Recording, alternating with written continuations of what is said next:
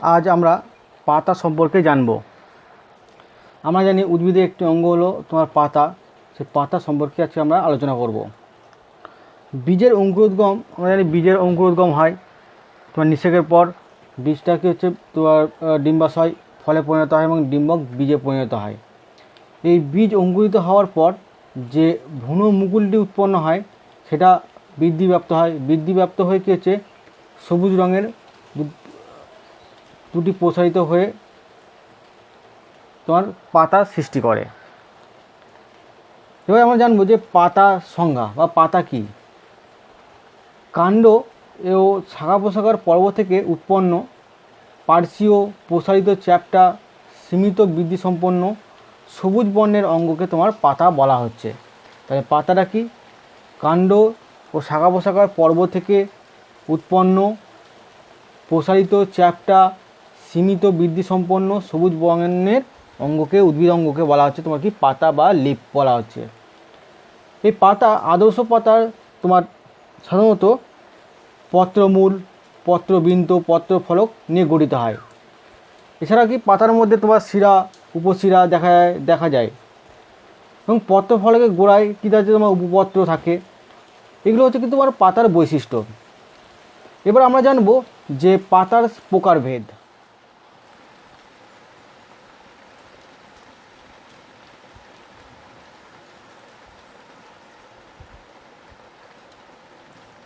পাতার প্রকারভেদ সম্পর্কে জানব। প্রকৃতি আর উৎপত্তি অনুসারে পাতাকে আমরা সাধারণত কয়েকটি ভাগে ভাগ করি, সেগুলো এবার জানব প্রকৃতি এবং উৎপত্তি অনুসারে।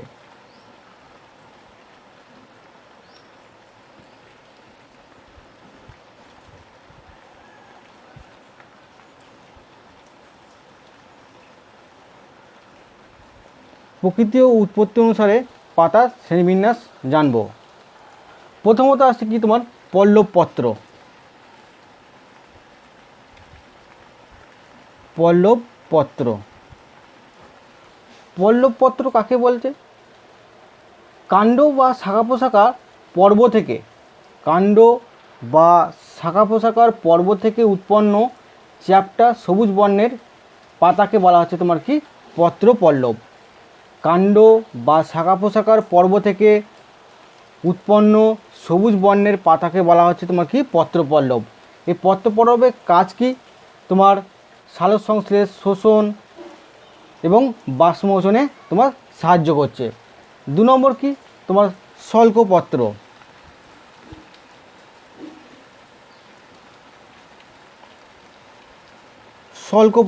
শল্কপত্রটা কি? ভূনিম্নস্থ কাণ্ডের, যেগুলো মাটির তলায় যে সমস্ত কাণ্ডগুলো থাকে তাকে বলা ভূনিম্নস্থ কাণ্ডের পর্ব থেকে উৎপন্ন তোমার অবিন্তক বাদামি বা বর্ণহীন পাতলা আঁশের মতো তোমার পাতাকে বলা হচ্ছে তোমার কি শল্কপত্র। ভূনিম্নস্থ কাণ্ডের পর্ব থেকে উৎপন্ন তোমার অবিন্তক বাদামি বা বর্ণহীন পাতলা আঁশের মতো যে পাতা তাকে বলা হচ্ছে তোমার কি শল্কপত্র। এই শল্কপত্র কাদের ক্ষেত্রে দেখতে পাওয়া যায়? পেঁয়াজ, রসুন, পাইন গাছের। মনে রাখবে শল্কপত্র কাদের কাজে দেখতে পাওয়া যায়? পেঁয়াজের দেখতে পাওয়া যায়, রসুনের দেখতে পাওয়া যায়, পাইনের দেখতে পাওয়া যায়। পেঁয়াজকে খোসা ছাড়াবে, দেখে মাঝখানে একটা পাতলা পর্দা দেখতে পাবে, ওইটা হচ্ছে কি তোমার কি শল্কপত্র। তাহলে শল্কপত্র কাজে দেখতে পাওয়া যায়? পেঁয়াজ, রসুন এবং পাইনে। এবার আসবো এই শল্কপত্রের কাজ কী। শল্কপত্র তোমার খাদ্য সঞ্চয়ে কাজ করে। আর শল্কপত্রের কক্ষে উৎপন্ন কাক্ষিক মুকুলকে, শল্কপত্র কক্ষে উৎপন্ন তোমার কাক্ষিক মুকুলকে রক্ষা করে। তাই শল্কপত্র দুটো কাজ করছে, একটা হচ্ছে খাদ্য সঞ্চয় আর কাক্ষিক মুকুলকে তোমার রক্ষা করা শল্কপত্রের প্রধান কাজ। তারপর 3 নম্বর কি? 3 নম্বর হচ্ছে তোমার বীজপত্র।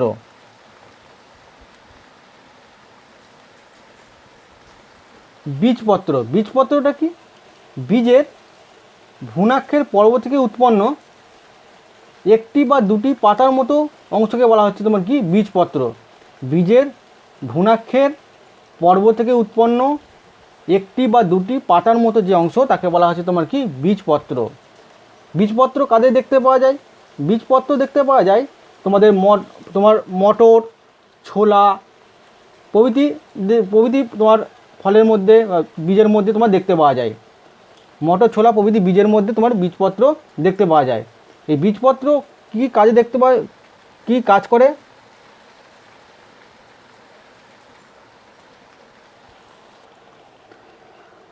এই বীজপত্র তোমার খাদ্য সঞ্চয়ে কাজ করে। অঙ্কুরোদ্গমের পরে তোমার প্রয়োজন মতো সালোক সংশ্লেষ করে, আর ভ্রূণকে ঢেকে রাখে হচ্ছে এই বীজপত্র। 4 নম্বর ভাগ কি? তোমার মঞ্জুরি পত্র।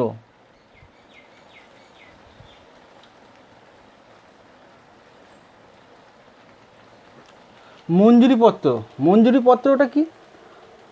তোমার পুষ্পদণ্ডের পর্ব সন্ধি থেকে যে ক্ষুদ্র ক্ষুদ্র পাতা থাকে তাকে বলা হচ্ছে তোমার কি? মঞ্জুরি পত্র বা পুষ্পধর পত্র। তোমার মঞ্জুরি দণ্ড কাকে বলে? যার উপর ফুলটা তোমার অবস্থান করে তাকে বলা যায় মঞ্জুরি দণ্ড। এই মঞ্জুরি দণ্ডের পর্ব থেকে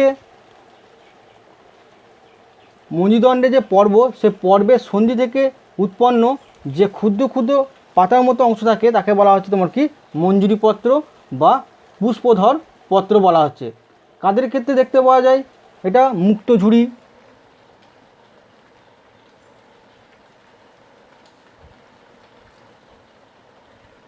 বাগান বিলাসী,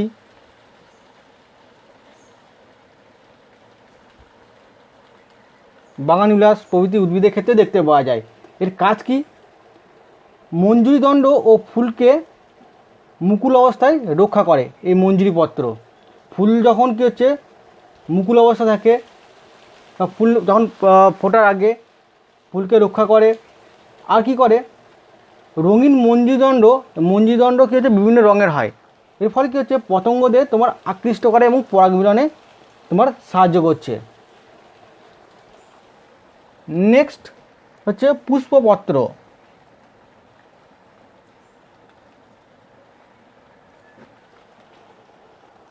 পুষ্পপত্রটা কি?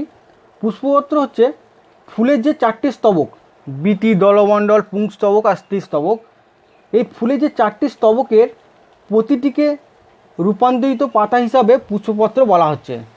ফুলের যে 4টি স্তবকের প্রতিটিকে, ফুলের যে 4টি স্তবক প্রধানত বীতি, দলমণ্ডল, পুংস্তবক আর স্ত্রীস্তবক, এই 4টে স্তবকের প্রতিটিকে রূপান্তরিত পাতা হিসাবে পুষ্পপত্র তোমার বলা হচ্ছে। তোমার জবা ফুলের বীতি, দলমণ্ডল উদাহরণ হিসাবে বলতে পারো যে জবা ফুলের বীতি, দলমণ্ডল, পুংকেশর এবং গর্ভকেশর। এই পুষ্পপত্রের কাজ কি? বীতি ও দলমণ্ডল সাহায্যকারী তোমার জননাঙ্গ হিসাবে কাজ করে, আর পুংকেশর এবং গর্ভকেশর চক্র কী হচ্ছে তোমার অপরিহার্য বা প্রধান জননাঙ্গ হিসাবে তোমার কাজ করছে। নেক্সট কি? রেণুপত্র।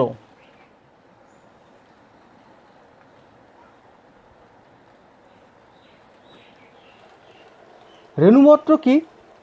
ফান ব্যক্তবীজী উদ্ভিদের রেণুস্থলী ধারণ ও সুরক্ষার জন্য যে পাতাগুলো সৃষ্টি হয় তাকে বলা হচ্ছে তোমার কি? রেণুপত্র। অর্থাৎ কি? রেণুকে সুরক্ষা দেওয়ার জন্য যে পাতাগুলো উৎপন্ন হয় তাকে বলা হচ্ছে তোমার কি? রেণুপত্র। বিশেষত ফান এবং ব্যক্তবীজী পাইন, সাইকাস প্রভৃতি উদ্ভিদের রেণুস্থলী ধারণ ও সুরক্ষার জন্য তোমার যে পত্রগুলো উৎপন্ন হয় বা সৃষ্টি হয় তাকে বলা হচ্ছে তোমার কি? রেণুপত্র। কাদের ক্ষেত্রে দেখতে পাওয়া যায়? তোমার পাইন, ঢেকি শাক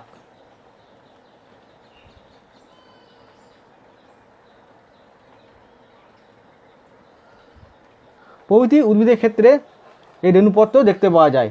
কাজ কি? রেণুস্থলী ধারণ করে, আর কি করে? তোমার রেণুস্থলীকে সুরক্ষা প্রদান করে হচ্ছে রেণুপত্র। এবার আমরা জানবো আদর্শ পাতার বিভিন্ন অংশ এবং তাদের কাজ।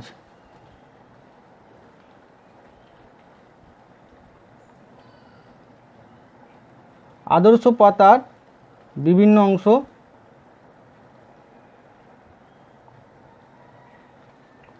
এবং তাদের কাজ।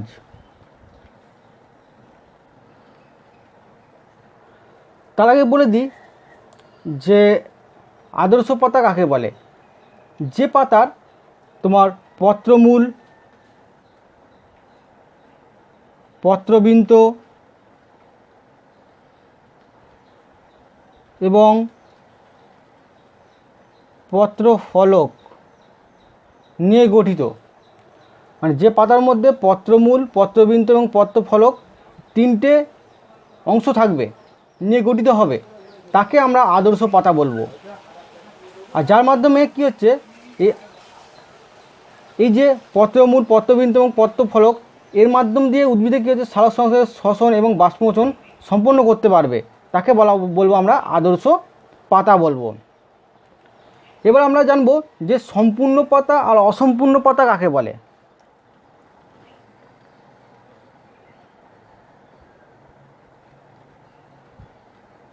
সম্পূর্ণ পাতা আর হচ্ছে অসম্পূর্ণ পাতা।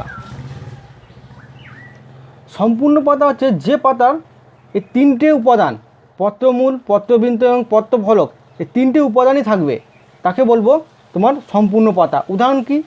উদাহরণ হচ্ছে তোমার আম, কাঁঠাল।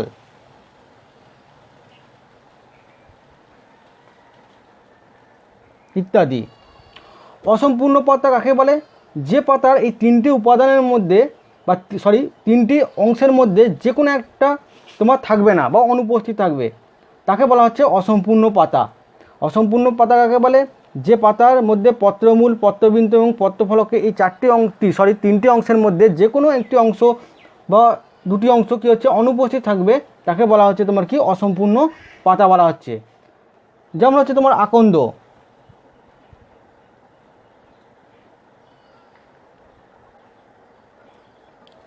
আকন্দ একটা অসম্পূর্ণ পাতা তোমার উদাহরণ। এবার আমরা চলে আসবো আদর্শ পাতার বিভিন্ন অংশ। আমরা বলেছি যে আদর্শ পাতা হতে গেলে তাকে তিনটে অংশ তাদের মধ্যে থাকতে হবে। কি কি? পত্রমূল, পত্রবিন্দু এবং পত্রফলক। প্রথমে আসবো পত্রমূল।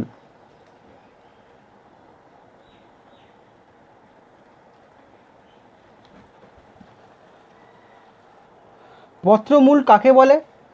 যে অংশের সাহায্যে পাতা, কাণ্ড বা শাখা প্রশাখার সঙ্গে যুক্ত থাকে তাকে বলা হচ্ছে পত্রমূল। ধরো এটা একটা পাতা, আমরা দেখতে পাচ্ছি এটা জবা পাতা। এই যে পাতাটা, এটা হচ্ছে তোমার এটা তোমার হচ্ছে শাখা। এই শাখা প্রশাখার যে অংশের সঙ্গে যুক্ত আছে, অর্থাৎ এই যে অংশটা আমরা যে দেখতে পাচ্ছি, এই যে অংশটা সঙ্গে যুক্ত আছে, এই অংশটাকে আমরা বলবো কি তোমার পত্রমূল। এই অংশটাকে আমরা বলবো কি তোমার পত্রমূল। যে অংশের সঙ্গে কী হচ্ছে পাতা শাখা প্রশাখার সঙ্গে যুক্ত থাকে তাকে বলা হচ্ছে তোমার কি পত্রমূল বলবো। এর কাজ কি পত্রমূলের? পত্রমূলের কাজ হচ্ছে তোমার কাণ্ড বা শাখা প্রশাখার সঙ্গে পাতাকে যুক্ত রাখতে সাহায্য করছে। 2 নম্বর কি? পত্রবিন্দু।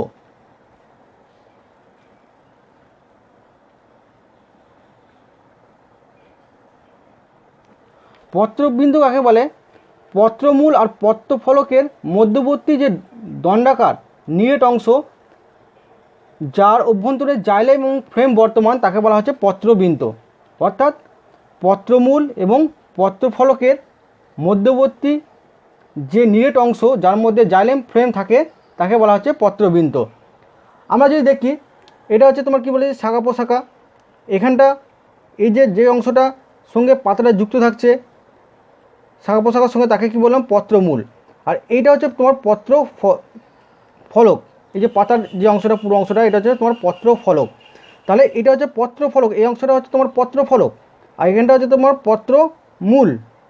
তো এই যে পত্রফলক এবং পত্রমূল এর মাঝখানে যে এই যে লম্বা নিরেট অংশ দেখতে পাচ্ছ, এবং এর অভ্যন্তরে কী থাকছে তোমার জাইলেম ফ্লেম, এই অংশটাকে তোমাকে বলবো আমরা কি তোমার পত্রবিন্দু বলা হচ্ছে। এই অংশটাকে বলা হচ্ছে তোমার কি পত্রবিন্দু।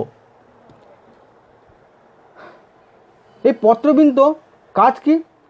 তোমার পত্র ফলককে ধারণ করা। এই যে পাতার ফলক একে ধারণ করছে। আর কি হচ্ছে, পত্রবিন্দের মাধ্যমে কাণ্ড থেকে যে জল এবং খনিজ মৌল, সেটা হচ্ছে যে পাতায় পৌঁছে দেওয়া তোমার পত্রবিন্দের কাজ। এই পত্রবিন্দু আবার 2 ধরনের হয়, একটা হচ্ছে সবিন্তক পাতা, একটা হচ্ছে অবিন্তক।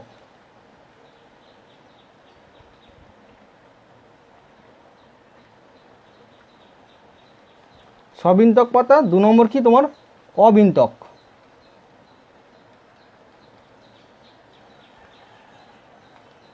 সবিন্তক পাতা এবং অবিন্তক পাতা।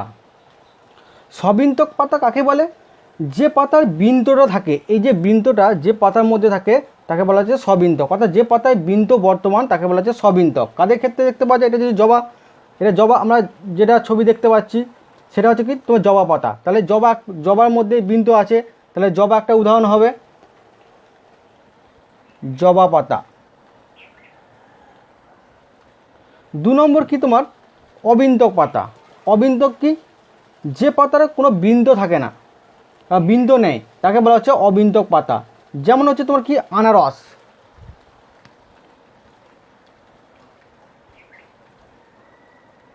ইউক্যালিপটাস, এগুলো হচ্ছে কি তোমার অবিন্তক পাতার উদাহরণ। এগুলো একটু মনে রাখবে শর্ট কোশ্চেনের জন্য। তাহলে আমার আদর্শ পাতা হতে গেলে কী কী ক্রাইটেরিয়া দরকার বলেছিলাম? যে পত্রমূল, পত্রবৃন্ত এবং পত্র ফলক। 3 নম্বর কিন্তু আমার হচ্ছে পত্র ফলক।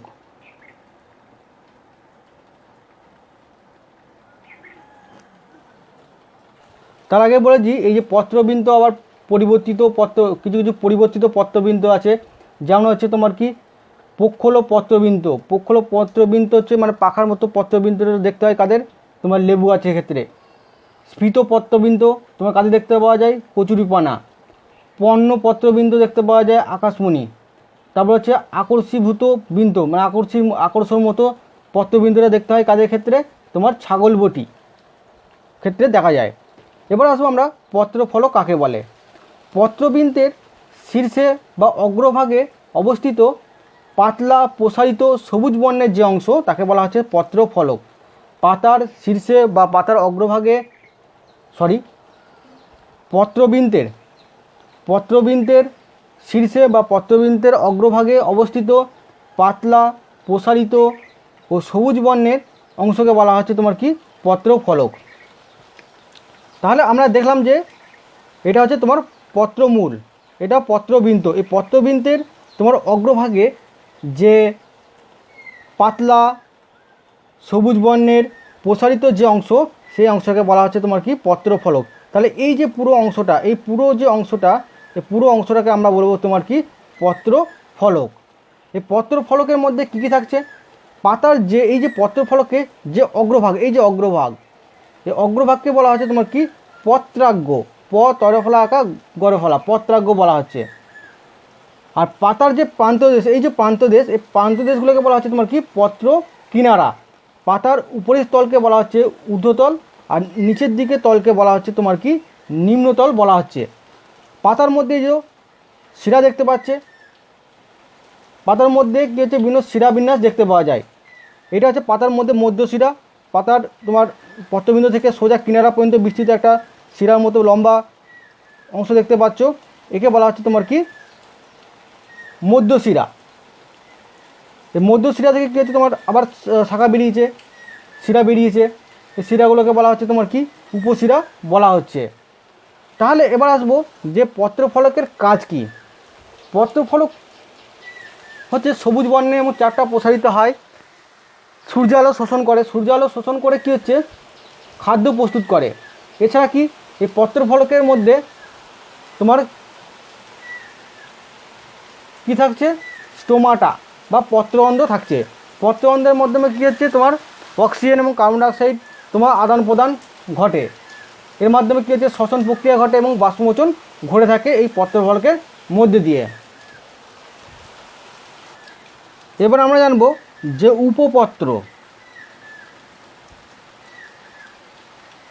উপপত্রটা কি। কোনো কোনো উদ্ভিদের পাতার পত্রমূলের দুপাশে সবুজ বর্ণের যে ক্ষুদ্র দুটি পার্শ্বীয় উপবৃদ্ধি দেখতে পাওয়া যায় তাকে বলা হচ্ছে উপপত্র বলা হচ্ছে। কোনো কোনো উদ্ভিদের পাতার যে পত্রমূলের দুপাশে সবুজ বর্ণের ক্ষুদ্র দুটি পার্শ্বীয় উপবৃদ্ধি দেখতে পাওয়া যায় তাকে বলা হচ্ছে তোমার কি উপপত্র।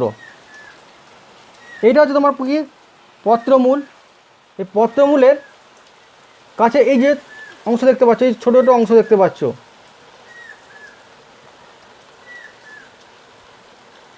এই যে সরু সরু অংশ দেখতে পাচ্ছ পত্রমূলের গোড়ায় এই যে অংশগুলো, এই যে ক্ষুদ্র ক্ষুদ্র অংশ, এগুলো হচ্ছে কি তোমার কি উপপত্র। তাহলে উপপত্র কাকে বলে?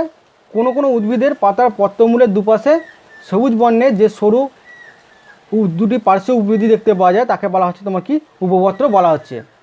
এই উপপত্র বা দুই ধরনের হয়, একটা হচ্ছে তোমার কি শোভাপত্রিক পাতা,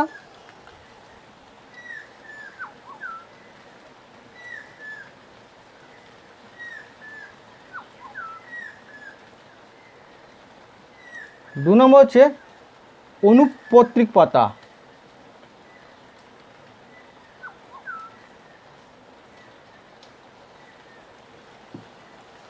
শোভপত্রিক পাতা কাকে বলছে?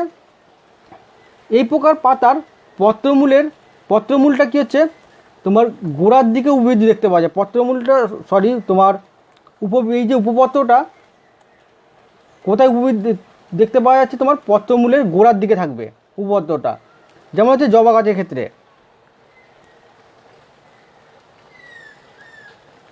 তাহলে শোভাপত্রিক পাতাটা কি হচ্ছে? শোভাপত্রিক পাতাটা হচ্ছে এই প্রকার পাতার পত্রমূলের গোড়ায় উপবৃদ্ধি বর্তমান, মানে গোড়ার পাতার যে গোড়ার মধ্যে কী হচ্ছে উপপত্র থাকে বা উপবৃদ্ধিটা তোমার দেখতে পাওয়া যায়। যেমন উদাহরণ হিসেবে জবা।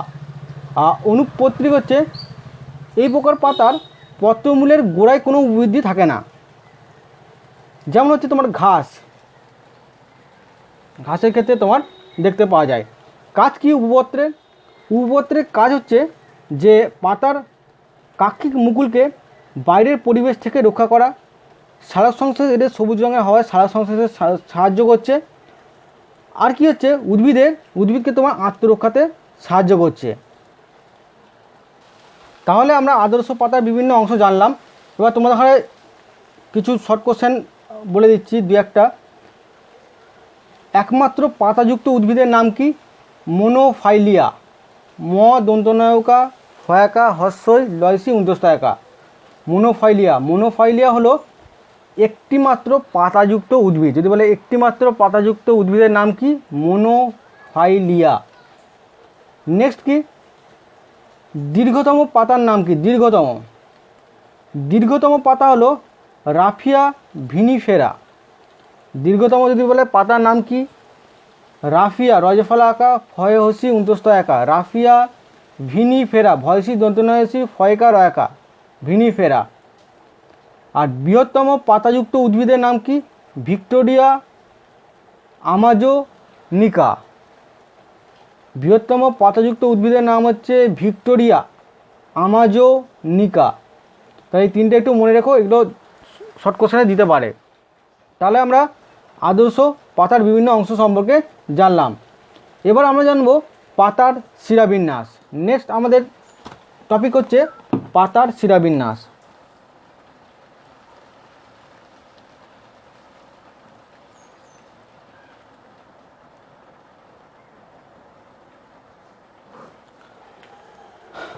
পাতার শিরাবিন্যাস কাকে বলে? তোমার পাতার পত্রফলকে যে নির্দিষ্ট পদ্ধতিতে শিরা উপশিরাগুলো বিন্যাস থাকে তাকে বলা হচ্ছে তোমার কি? পাতার শিরাবিন্যাস। এই যে পাতার যে পত্রফলকের মধ্যে যে শিরাগুলো আছে এবং উপশিরাগুলো আছে, শিরা থেকে এটা মধ্যশিরা থেকে যে শিরা বেরিয়ে তার শিরা বলা হচ্ছে, এবং শিরা থেকে যে অংশগুলো বেরিয়েছে তাকে বলা হচ্ছে উপশিরা বলা হচ্ছে। এই পত্রফলকে যে নির্দিষ্ট পদ্ধতিতে শিরা এবং উপশিরাগুলো বিন্যাস থাকে তাকে বলা হচ্ছে তোমার পত্র বিন্যাস। এক কথায় বলা যায় যে পাতার পত্রফলকের মধ্যে শিরা উপশিরাগুলো যে বিন্যাস, যে পদ্ধতিতে বিন্যস্ত হয় তাকে বলা হচ্ছে তোমার কি? শিরা বিন্যাস পাতার। এই পাতার শিরাবিন্যাসের প্রকারভেদ জানবো এবার।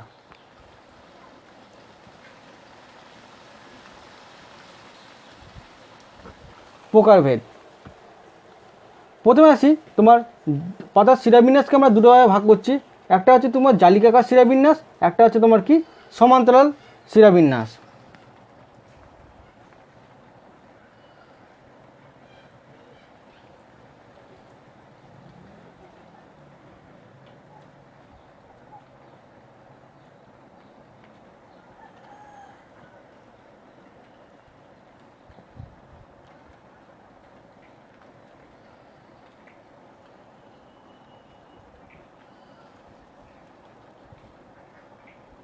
তোমরা জালিকাকার শিরাবিন্যাস এবং সমান্তরাল শিরাবিন্যাসের মধ্যে পার্থক্যটা করে রাখবে, এটা 3 নম্বর মধ্যে দেয় অনেক সময়। তাহলে পাতার শিরাবিন্যাসকে আমরা প্রধান দুটো ভাগে ভাগ করছি। প্রথম হচ্ছে কি তোমার জালিকাকার শিরাবিন্যাস, 2 নম্বর হচ্ছে সমান্তরাল শিরাবিন্যাস। জালিকাকার শিরাবিন্যাস আবার দুটো ভাগে ভাগ হচ্ছে, এক শিরাল বা পক্ষলো, বহুশিরাল বা করতলাকার। বহুশিরালকে আবার দুটো ভাগে ভাগ করছে, একটা হচ্ছে অভিসারী, একটা হচ্ছে অপসারী। সমান্তরাল শিরাবিন্যাসও দুটো ভাগে ভাগ হচ্ছে, একটা এক শিরাল, বহুশিরাল আগেরটার মতোই, আর বহুশিরালটা আবার দুটো ভাগে অভিসারী এবং অপসারীতে ভাগ হচ্ছে। এবার আমরা প্রত্যেকটা সম্পর্কে জানব। জালিকাকার শিরাবিন্যাস কাকে বলে? এই শিরাবিন্যাসের পত্রফলকের মধ্যশিরার দুপাশ থেকে উৎপন্ন শিরা এবং উপশিরাগুলো পরস্পরের সঙ্গে মিলিত হয়ে জালক সৃষ্টি করছে। তাহলে জালিকাকার শিরাবিন্যাসে কী হয়, এই পত্রফলকের মধ্যশিরার দুপাশ থেকে দুপাশ থেকে উৎপন্ন শিরা এবং উপশিরাগুলো পরস্পরের সঙ্গে মিলিত হয়ে জালক সৃষ্টি করছে। একে আবার দুটোয় ভাগ করছি, এক শিরাল বা পক্ষলো, আর বহুশিরাল বা করতলাকার। এক শিরাল বা পক্ষলো তোমার শিরাবিন্যাস কাকে বলে?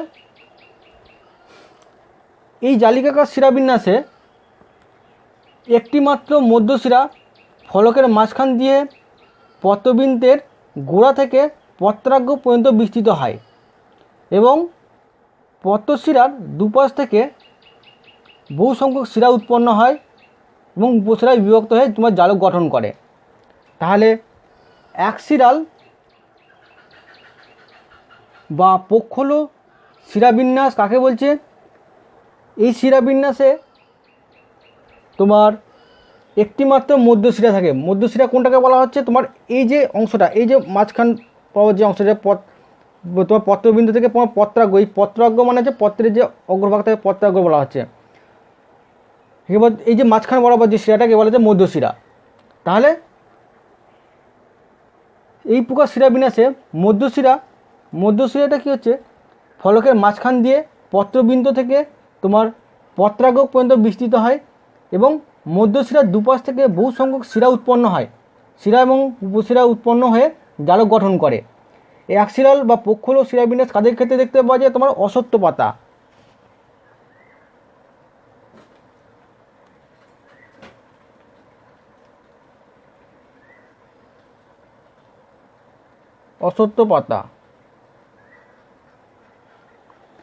বহুশিরাল বা করতলীয় তোমার শিরাবিন্যাস কাকে বলে? এই প্রকার জালিকাকার শিরাবিন্যাসে একাধিক প্রধান শিরা পত্রবিন্দু থেকে উৎপন্ন হয় এবং শিরায় উপশিরায় বিভক্ত হয়ে তোমার কী হচ্ছে, তোমার জালক সৃষ্টি করছে। তাহলে বহুশিরাল বা করতলাকার শিরাবিন্যাস কাকে বলে? এই প্রকার জালিকাকার শিরাবিন্যাসে একাধিক তোমার কী হচ্ছে, প্রধান শিরা পত্রবিন্দু থেকে উৎপন্ন হয় এবং শিরায় উপশিরায় বিভক্ত হয়ে তোমার কী হচ্ছে, জালক সৃষ্টি করছে। একে আবার দুটো ভাগ করছে, একটা হচ্ছে অভিসারী, একটা হচ্ছে তোমার কি অপসারী। অভিসারী তোমার শিরাবিন্যাস কাকে বলছে? এই প্রকার শিরাবিন্যাসে একাধিক প্রধান শিরা পত্রফলকের গোড়া থেকে উৎপন্ন হয়ে সমস্ত ফলকে জালের মতো বা জালিকাকারে ছড়িয়ে পড়ে এবং প্রান্তের দিকে অগ্রসর হয়, তাকে বলা হচ্ছে তোমার কি অপসারী তোমার শিরাবিন্যাস। তাহলে অপসারী শিরাবিন্যাসটা কি বললাম, যে এই প্রকার শিরাবিন্যাসে তোমার একাধিক প্রধান শিরা পত্রফলকের গোড়া থেকে উৎপন্ন হয়ে তোমার কি হচ্ছে, সমস্ত ফলকে জালের মতো ছড়িয়ে পড়ে এবং শেষে কি হচ্ছে, প্রান্তের দিকে তোমার অগ্রসর হয়, তাকে বলা হচ্ছে তোমার কি অপসারী শিরাবিন্যাস। কাদের ক্ষেত্রে দেখতে পাওয়া যায়? কুমড়ো। অভিসারীটা কাকে বলে? এই প্রকার শিরাবিন্যাসে একাধিক প্রধান শিরা পত্রফলকের গোড়া থেকে উৎপন্ন হয়ে সমস্ত ফলকের মধ্যে জালের মতো ছড়িয়ে পড়ার পর পত্রাগ্রে গিয়ে মেশে, তাকে বলা হচ্ছে তোমার কি অভিসারী তোমার শিরাবিন্যাস। তাহলে অভিসারী শিরাবিন্যাসটা কি? এই প্রকার শিরাবিন্যাসে তোমার একাধিক প্রধান শিরা পত্র ফলকের গোড়া থেকে উৎপন্ন হয়, উৎপন্ন হয়ে পাতার ফলকে জালের মধ্যে ছড়ানোর পর পত্রাগ্রে বা পাতার অগ্রভাগে গিয়ে তোমার মেশে বা পাতার অগ্রভাগের দিকে অগ্রসর হয়, তাকে বলা হচ্ছে তোমার কি অভিসারী শিরাবিন্যাস। কাদের ক্ষেত্রে দেখতে পাওয়া যায়? তেজপাতা, তেজপাতার ক্ষেত্রে দেখতে পাওয়া যায়। তাহলে আমার জালকাকার শিলাবিন্যাসটা হলো। এবার আসবো সমান্তরাল শিরাবিন্যাস। সমান্তরাল শিরাবিন্যাস কাকে বলে? এই শিরাবিন্যাসে পত্রফলকের মধ্যশিরা বা প্রধান শিরাগুলির দুপাশ থেকে উৎপন্ন শিরাগুলি সমান্তরালভাবে তোমার বিন্যস্ত হয়, তাকে বলা হচ্ছে তোমার কি সমান্তরাল শিরাবিন্যাস। যে শিরাবিন্যাসের পত্রফলকের মধ্যশিরা বা প্রধান শিরাগুলো দুপাশ থেকে উৎপন্ন শিরাগুলি তোমার সমান্তরালভাবে বিস্তৃত হয়, তাকে বলা হচ্ছে তোমার কি সমান্তরাল শিরাবিন্যাস। একে আবার দুটোভাবে ভাগ করেছি, একটা হচ্ছে তোমার এক শিরাল বা পক্ষলো, বহু শিরাল বা করতলাকার। একে আবার অভিসারী এবং অপসারী ভাগ দুটো আছে। তাহলে এক শিরাল সমান্তরাল শিরাবিন্যাস কাকে বলে? এই সমান্তরাল শিরাবিন্যাসে একটি মাত্র মধ্যশিরা পত্রবিন্দু থেকে পত্রাগ্র পর্যন্ত বিস্তৃত থাকে এবং কি হয়, মধ্যশিরার দুপাশে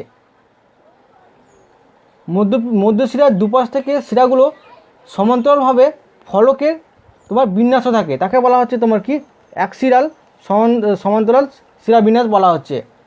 তাই এক শিরাল সমান্তরাল শিরাবিন্যাস কাকে বলে? এই প্রকার সমান্তরাল শিরাবিন্যাসে একটিমাত্র কি হচ্ছে মধ্যশিরা পত্রবিন্দু থেকে পত্রাগ্র পর্যন্ত বিস্তৃত থাকে এবং মধ্যশিরার দুপাশ থেকে শিরাগুলি সমান্তরালভাবে ফলকে তোমার বিন্যাস থাকে। উদাহরণ কি? তোমার কলা পাতা।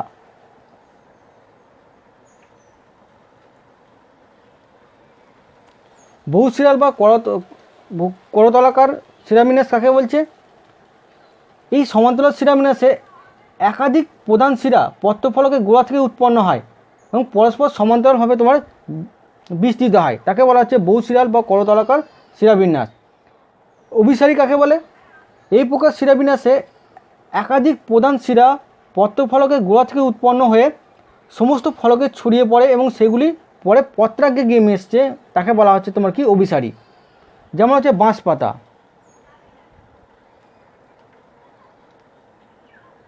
আর অপসারীটা হচ্ছে কি, এই প্রকার শিরাবিন্যাসে একাধিক প্রধান শিরা পত্রাগ্রের গোড়া থেকে উৎপন্ন হয়ে সমস্ত ফলকে ছড়িয়ে পড়ে এবং পত্র কিনারার পৃথক পৃথক বিন্দুতে অগ্রসর হয়, তাকে বলা হচ্ছে তোমার কি অপসারী। যেমন আর কি তোমার কি তাল পাতা। তাহলে আমরা তোমার পাতার শিরাবিন্যাস সম্পর্কে জানলাম। তোমরা জালিকাকার শিরাবিন্যাস এবং সমান্তরাল শিরাবিন্যাসের মধ্যে পার্থক্যটা করে নিও।